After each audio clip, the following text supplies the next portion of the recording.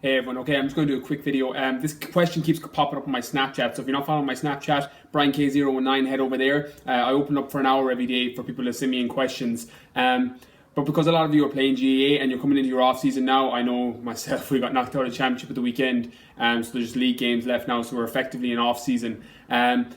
How to train, how to eat, what to supplement with, what to do in the off season. So basically, I'm going to just discuss kind of what's in my Lean Body program to kind of give you an idea of what you should be doing in your off season, whether you're a guy or a girl, and regardless of your goals. There's a split because my Lean Body GAA program has an in-season and it has an off-season, and it's different what you're doing depending on your in-season, off-season, and depending on your goals. So for your off-season, this is your time to really prioritize whatever it is that you're trying to do with your body. So if you're a guy who's looking to build more muscle or lose body fat, or a girl who's looking to tone up and drop body fat, that should be your priority number one now in your off season.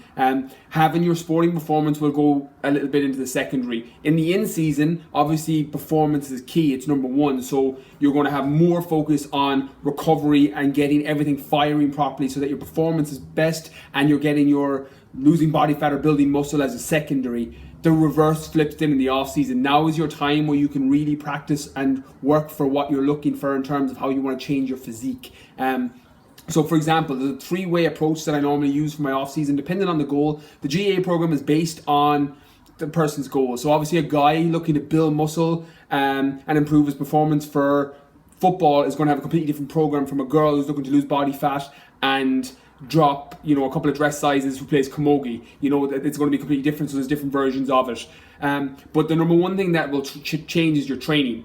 Because you're not on the pitch as much, obviously you're not on the pitch probably at all in your off season, you obviously want to cover that cardio element in your training program. So for example, in the GAA program, how I have it split is you've got your hypertrophy work in the beginning, your strength and conditioning work in the middle, and then your metabolic conditioning work, which is like glute firing activation, getting your heart rate up, fat burning zone if you're on the fat burning program, hypertrophy zone if you're in the muscle building program, and then doing your recovery at the very end of your session. So your recovery is your myofascial release, your trigger point tension on your hamstrings. These recovery sessions that keep you loose and get your glutes firing and get everything firing so you can twist and turn sharper on the pitch.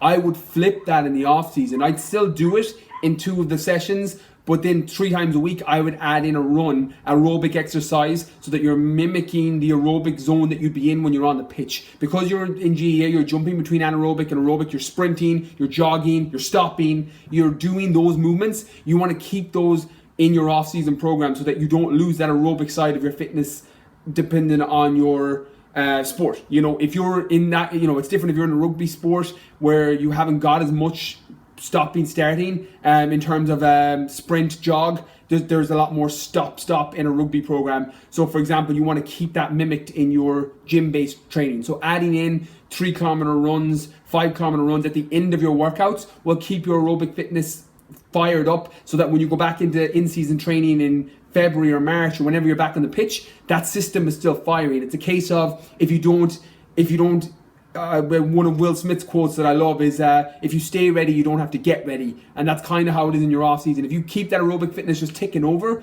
you don't actually have to get ready in the in season then, when people are spewing and getting sick on the sideline because they've done nothing, in December, January, February. But you're already there. You're like, okay, I'm fucking ready. I've been doing my aerobic work, and your system's already firing. So it means you can focus more on skill-based stuff when you go back. And that's what the high-level GAA players, the high-level sports people are doing. They're keeping these aerobic and anaerobic systems ticking over. So when they go back on the pitch, they're focusing on skills. They're working on their weaker foot, their weaker arm, their shooting, their passing. They're working on skills because their physical system is already in place. That's what you want to do in your off-season. So keeping your training at optimal level, making sure you're splitting it right for your goals. I've talked about it before.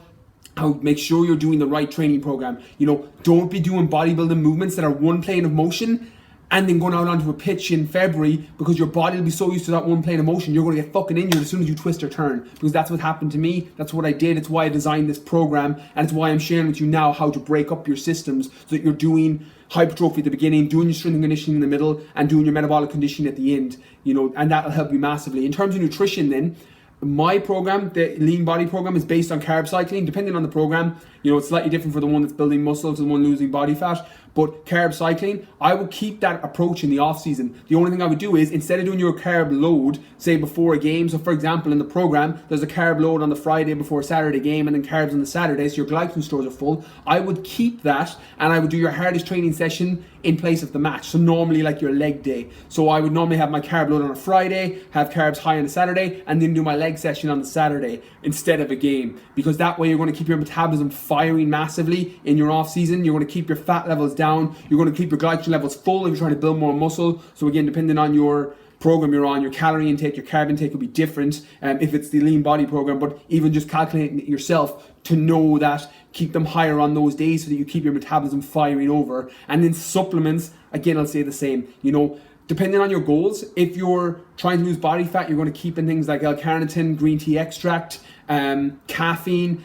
If you're trying to build muscle, you're going to keep beta-alanine, creatine, branched chain amino acids. You know, these are ones that are in, just some of the ones that are in my program, but they're all going to benefit you in the off season as well as your in season. So you're going to keep your supplements the same. You're going to keep nutrition largely the same. You're just going to change the order so that you do your leg workout instead of a game maybe. And then your training will have a lot more aerobic work at the end and slightly less recovery because your body wants to stay fit in that aerobic zone. So when you go back in January or February or March, you're focusing on skill because you're physically ready. That's the fucking difference between the upper 5% and the 95 that are below it. That's what those guys are doing. I know because I've worked with a lot of them. Some of the top Kilkenny hurlers, some of the Galway footballers, people all over the country, that's what they're fucking doing. That's the difference. That's why they're in that top 5%, because they're keeping everything ticking over in the off season. The difference between the good and the great is what you do in the off season. So what I would do is get all of those on track, get them in order, and go smash your off season. So hope this video helps. Please like and share the page. I'll be replying for comments for the next 24 hours.